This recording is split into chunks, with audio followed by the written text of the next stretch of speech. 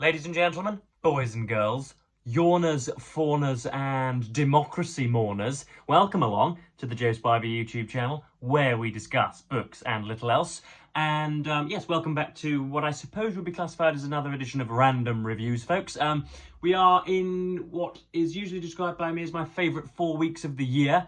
You've got the kind of winter hangover that is just subsiding. So the sort of the last 2 weeks of May and the first 2 weeks of June, all that pent-up, wintry, cold, saturnine aggression is let out, and you usually get singing birds and gorgeous crepuscular dusks and all sorts of lovely sunsets and nice spring weather.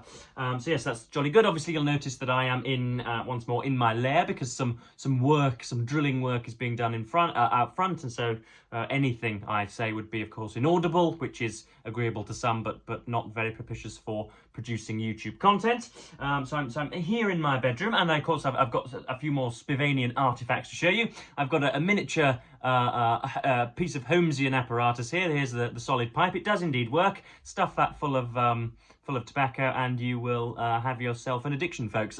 This was bought for me by a particularly roguish grandparent who also smoked and sort of wanted me to do it in my trolley at Morrison's, which is a bizarre thing. So that's a mini pipe. We have, of course, got my upstanding and servile amanuensis Winnie the Pooh. Whenever I can't be bothered to go and brew or decoct coffee, little pots of gloopy caffeination, then Mr. Pooh does that quite well. And of course we've got the local East Yorkshire mint here, folks, as well. This is all of my life savings. So when indeed Liz Truss and Kwasi Kwarteng the other year rather, were doddering about with the economy and the Treasury was having to sell off national gilts in order to pay for the unfunded tax cuts, guess whose door they knocked on? It was Joseph Spivey. So yes, that's a little bit more of what's going on in my room. And yeah, just before we get into today's book, this is Britain Since 1918, The Strange Career of British Democracy by David Marquand. We're about halfway through, but I feel as if I am sufficiently familiar with its bits and bobs in order to wax lyrical. First of all, obviously I keep my hand on the American pulse politically, and I have noticed that Donald Trump has, in the last maybe about 3 or 4 days, has committed the same sins and malfeasances and is committed the same solecisms and has been as poorly behaved and is committing the same sins for which Joe Biden has been publicly ridiculed, criticised, and almost prosecuted for years and years and years now. Donald Trump was outside the courthouse yesterday and was seen to stutter. He was trying to say the phrase battleground states and had to have 4 goes at it. So not only is his maladroit rhetoric completely objectionable anyway, but now he can't even come out with the words, much like Joe Biden cannot. There have been dozens of reports of him falling asleep in the courthouse, of his head bobbing and his jaw slackening, and him being inattentive for upwards of 15 and 20 minutes. And what else? Oh yes, he has also committed the very weird sin of supposing that one's immutable characteristics and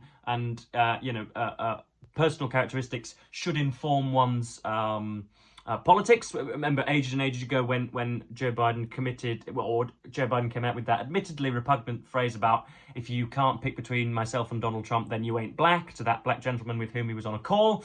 Donald Trump's just done the exact same thing, and he was, again, ridiculed in the right-wing press for saying it, rightly chastised. And Donald Trump's just done the same thing by saying that if you are a Jewish Democrat, then you are some kind of self-flagellating fool.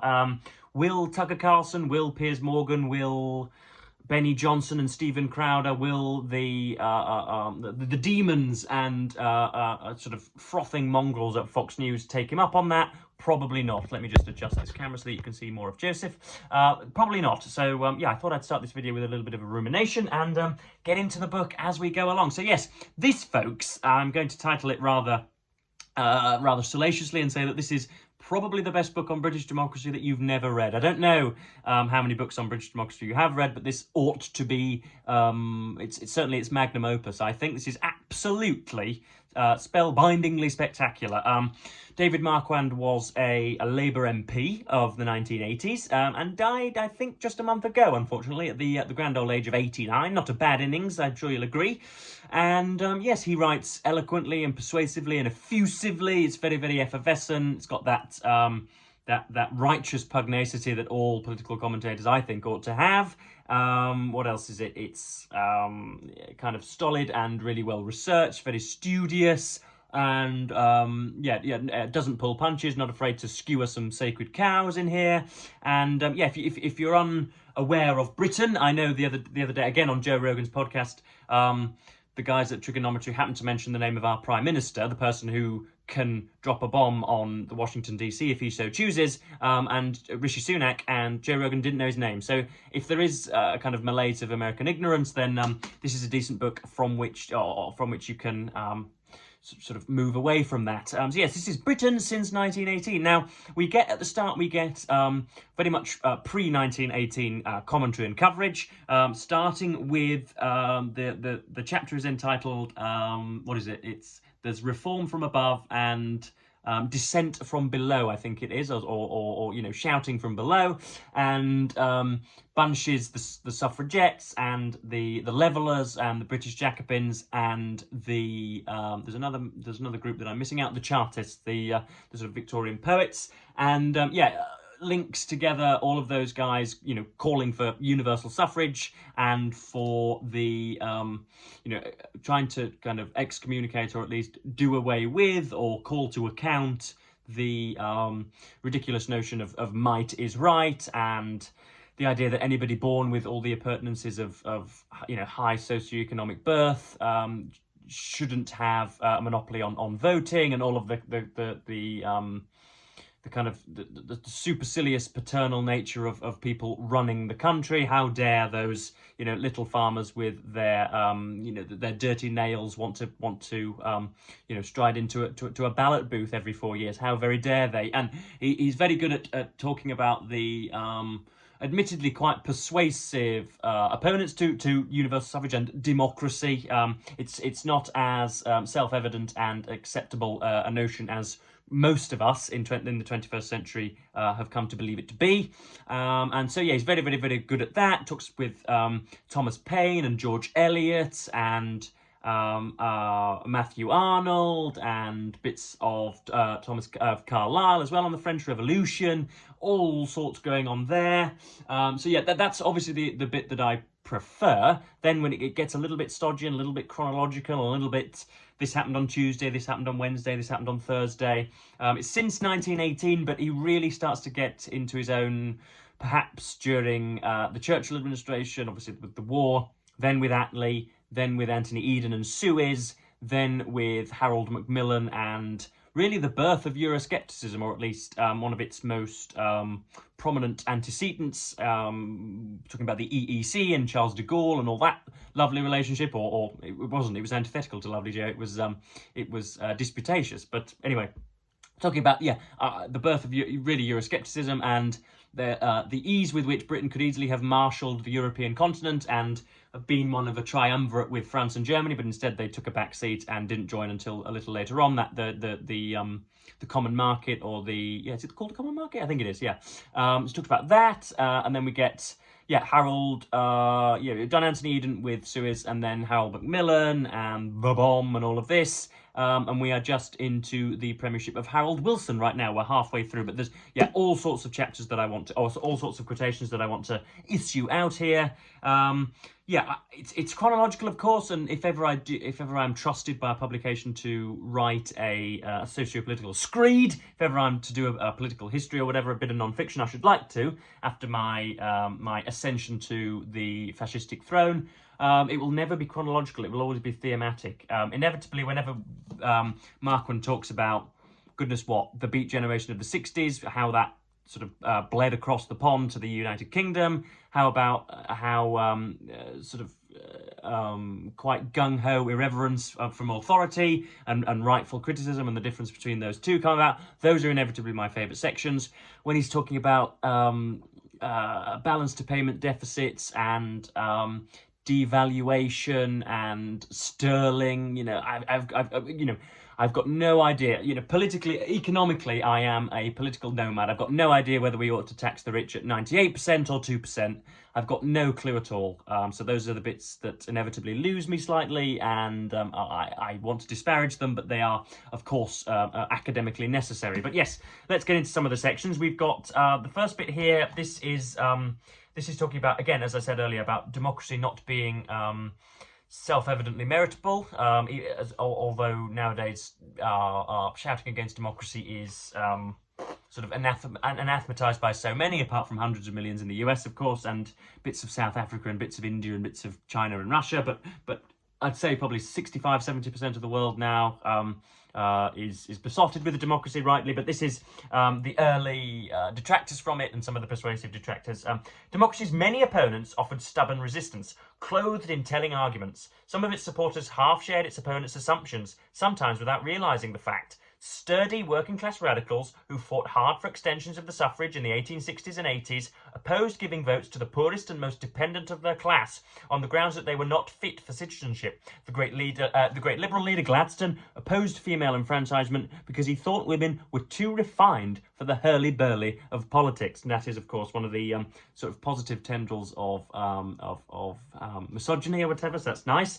And then we're talking about the First World War. In recent years, the arguments have been more vigorous than at any time since the First World War. But even today, at the start of the 21st century, this was published in 2008, the protagonists draw on ancient memories of Britain's crab-like progress towards democracy and on the visions of democratic politics that helped to determine its course. Yet all too many of them are strangely incurious about the origins and meaning of the memories and visions concerned. The politicians and commentators who dominate the national conversation are the products of a restless, febrile age, when the past is apt to be dismissed as unnecessary baggage, and public debate focuses on surface novelties rather than on the deeper currents of long-term change. In the Westminster Village and the media, a strange mixture of amnesia and mythology prevails, impoverishing our understanding of ourselves and narrowing the scope of political imagination. Now, that can sound a little bit like a publication sheet, that's a little bit like a blurb, but it does get indeed a little bit more artful than that.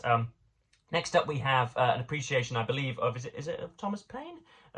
What's this about? Oh, so this is just about unthinking the thinkable. We'll get on to Thomas Paine in a little while. I have got a new word as a result. Whenever I am annotating in these books, obviously I've got a little bit of commentary up there, but if on the rare occasion when I come across a word that I don't know about, acidulous being one of them here, I do tend to circle it. I've had acidulous, leavened, which means literally means to make bread with yeast, but it can mean to kind of buff up or to rise up or whatever, and myopic as well. I didn't know the meaning of myopia, even though I am myself slightly myopic. So anyway, yeah, this is the section that I've tried to highlight. This is about Edmund Burke and Thomas Paine. His overriding aim was to make the unthinkable thinkable, to convince his readers that, despite their antiquity, the barriers that excluded the vast majority of adult males from the political nation could be demolished if they were given a hard push.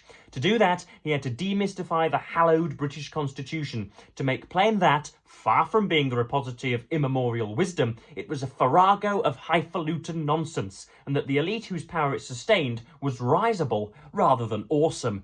Now that is singularly spectacular, folks, is it not? That is what we pay our 2 pence for every time we sit down or we lay down supine on this bed and read.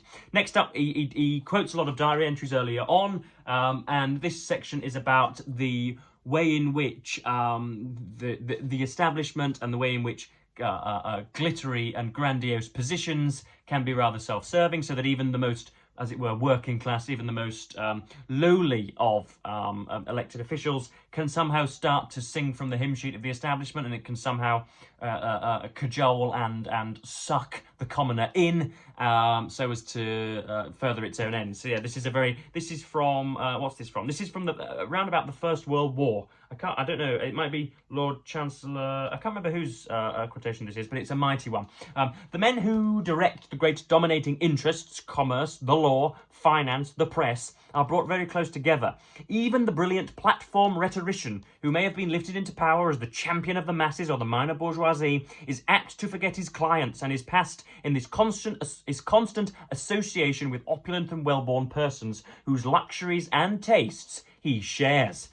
So the idea being that as soon as you get inside the Cabinet Office or inside number 10 Downing Street, you, I think the phrase is drink the Kool-Aid, and you start to enjoy the port and cheese and wine nights and all of the very eccentric garden parties, and suddenly you start to be a mouthpiece for the system that you purported to despise but 5 years earlier. Just take a brief sip there, folks, and then yeah, what else have we highlighted? Oh, this is about Winston. This was a very, very, very clever piece of irony pointed out, the idea that Churchill fought against... I mean, the more I read of Churchill, the more suspicions I have. I know that makes me a kind of squawking millennial to say that Winston Churchill wasn't inalterably perfect, but he seems to be obviously obstinate and flawed in numerous ways, and really rather inappropriately rambunctious, except in that very brief sort of 18-month period when we were in the tiger's mouth and needed to fight Hitler off. He seems to have been, just indefensibly, wrong-headed and hard-headed, and we need to teach people that it's fine for Hitler to be our idol. Goodness, Joe, don't publish that. It's fine for Churchill to be our idol, but that merciless obstinacy, that unrepentant self-belief in your own destiny is probably going to be defunct most of the time, and I think that conversation needs to be had. But this points out the irony of Churchill fighting against Hitlerian collectivism and fighting for freedom of speech and for individual liberty and for free market capitalism and all of that, but then having to collectivise the state in order to fight the war, and that being, of course, inherently ironic. Meanwhile, new ministries proliferated: food, shipping, information, aircraft production, economic warfare. The result of all this was a level of mobilisation unsurpassed by any other belligerent. It would have been hard to devise a more persuasive advertisement for the dirigist state dreamed of by democratic collectivist, and for most of his career abhorred by Churchill. So that's, very, very, very interesting indeed. He talks about, he highlights 4 schools of thought. We've got, I can't really outline them much more than label them. It's Whig imperialism, of which Thomas Paine was the figurehead, apparently, the original figurehead. Tory nationalism, which is sort of Thatcherite, Johnsonian stuff as well, and of course you've got bits of Churchill involved in that as well, and Mr. Disraeli. You've got democratic collectivism, goodness knows, the Webb couple, apparently, Sidney and Beatrice Webb, and what else have we got? Democratic republicanism. I don't know. Whenever it gets a bit academic and a bit fusty and a bit recondite, I tend to not zone out, but my relentless fervour for this book is slightly quashed. But yes, absolutely spectacular. This ought to be on every politically inclined reader's bookshelf, and I cannot wait to wolf down the next half of it. But yes, that is the best work of democracy that none of you have ever read, apart from, of course, our patron and pariah, Steve Donahue. So yes, I'm going to cap this video at 18 minutes, folks. Thank you ever so much for watching, and say goodbye.